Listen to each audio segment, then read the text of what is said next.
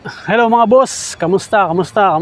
Ayan, mag-update na po tayo sa hiring ni Ate Sol. Ayan, may nag-BPM sa atin na ano daw po yung complete details ng hiring ni Ate Sol. Ayan, so mga boss, i-follow nyo na yung Facebook ni Ate Sol, ito. At huwag nyo po siyang stressin. Kung mag-apply po kayo sa kanya or sa agency nila, doon sa Bosak Employment, kailangan po ay complete requirements po kayo para hindi masayang yung application nyo.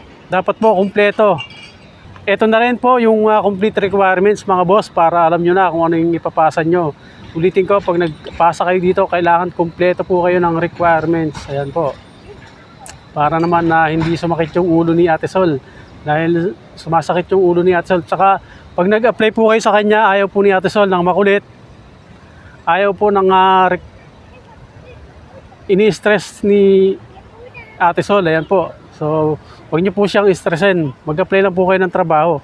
Kung may available naman dito na job order or working permit or trabaho, ay ibibigay naman po sa inyo ni Ate Sol yan.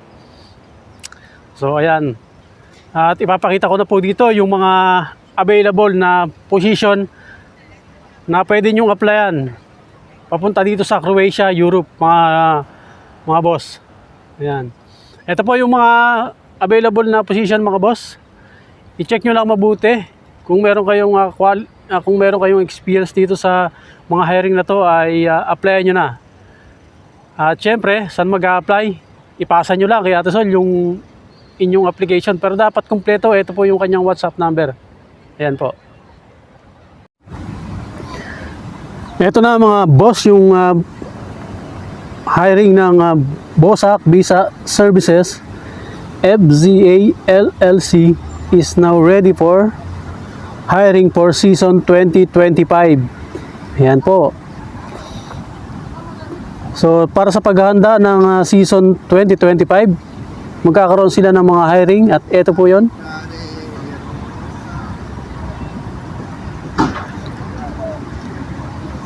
So ayan ang nakalagay dito, mag-submit na po kayo ng requirements sa WhatsApp ko. Ito si Ate Sol yan, ito po yung kanyang WhatsApp number. Ayan po. At maghanda na ng panggastos. 1,000 quota para sa taong 2025. So, kung kayo ay may planong magtrabaho dito sa Croatia, Europe, ay pwede po kayo mag-apply dito kasi yung kanilang quota ay 1,000 na tao. So, yan. Malay nyo, isa kayo dyan na maswerteng matanggap at makarating dito sa Croatia at makapagtrabaho dito sa Europe. At eto naman yung mga kanilang available na position. Ayan. Chef, cook, CDP, pizza maker, grilled man, sushi maker, baker, pastry chef, waiter, waitress, ayan, bartender, cocktail maker, breakfast waiter, stewarding, kitchen helper, cleaner, room attendant, housekeeping, transport worker, beach workers, laundry, driver, factory workers. At meron din silang available dito na caregivers. Yan, kung yung mga nagtatanong ng hiring na caregiver, eto, pwede kayo mag-inquire dito kay Ate Sol.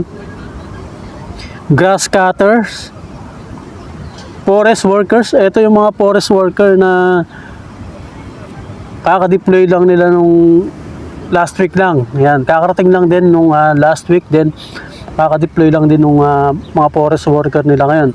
Pero may mga parating pa na forest worker.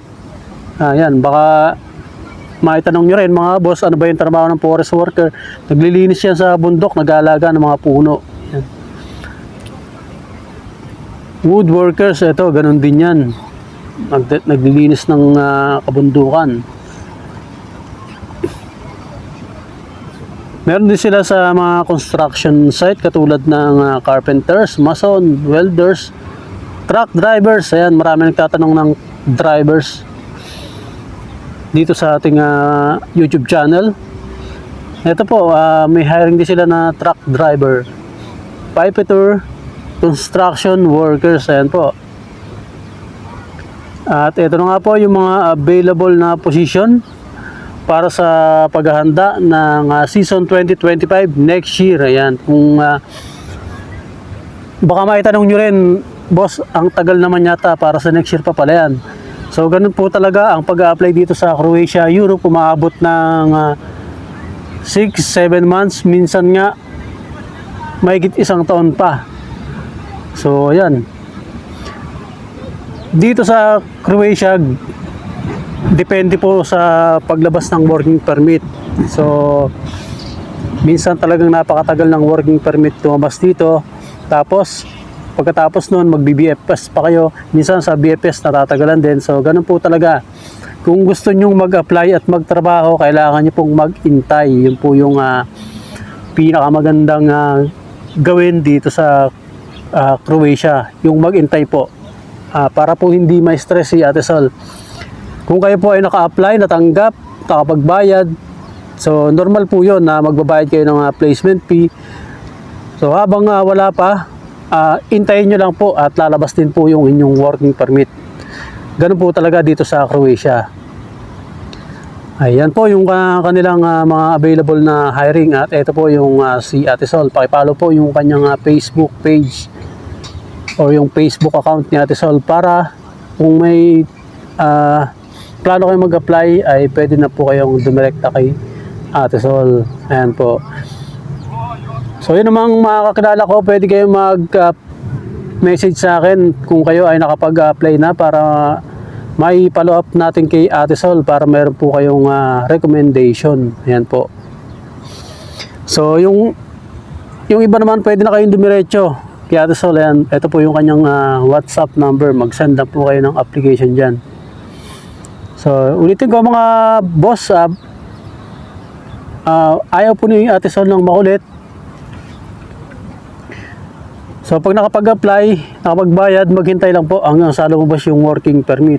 So yan mga boss, thank you so much. At naipakita na natin dito yung mga hiring ni Ate Sol for the next year 2025. Napakarami niyang hiring. At ang quota nila is 1,000 tao na mapapunta dito sa Europe. Ayan, swertihan lang din po ang pag-apply ng trabaho sa abroad. Kung para sa inyo ay ibibigay po yan. So kung hindi man kayo matanggap dito, wag po kayong tumigil ng kaka-apply hanggang sa matanggap at makarating ng Croatia at makapagtrabaho dito sa Europe.